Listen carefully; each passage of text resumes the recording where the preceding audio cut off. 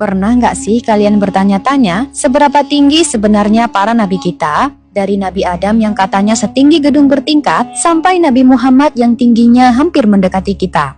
Kenapa ya tinggi badan para nabi dan umatnya dari zaman ke zaman semakin menurun? Yuk kita kupas tuntas misteri ini, siapa tahu ada fakta-fakta menarik yang belum pernah kalian dengar sebelumnya.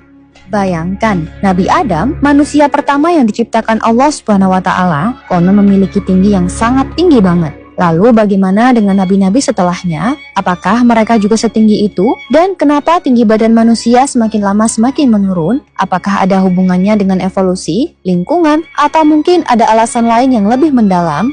Nah, di video ini kita akan menjelajahi berbagai sumber dan riwayat yang menceritakan tentang tinggi badan para nabi. Kita juga akan membahas teori-teori yang mencoba menjelaskan fenomena ini. Dari kisah-kisah dalam kitab suci hingga penjelasan ilmiah modern, semuanya akan kita bahas tuntas. Dan siapkan diri kalian untuk sebuah perjalanan waktu yang penuh dengan pengetahuan dan kejutan.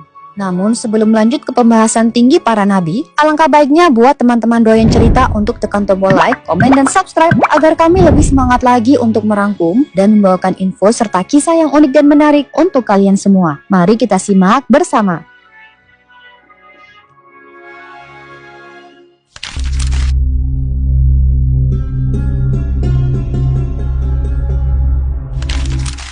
Nabi Adam adalah tokoh yang sangat penting dalam sejarah agama-agama Samawi, terutama Islam, Nasrani, dan Yahudi. Beliau dikenal sebagai manusia pertama yang diciptakan oleh Allah Subhanahu wa Ta'ala dan menjadi bapak dari seluruh umat manusia.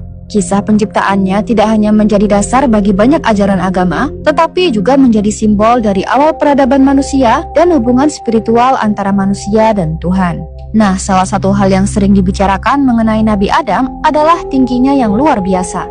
Berdasarkan hadis yang diriwayatkan oleh Abu Hurairah, Nabi Adam memiliki tinggi sekitar 60 hasta yang jika diukur dengan satuan modern setara dengan sekitar 27,5 meter.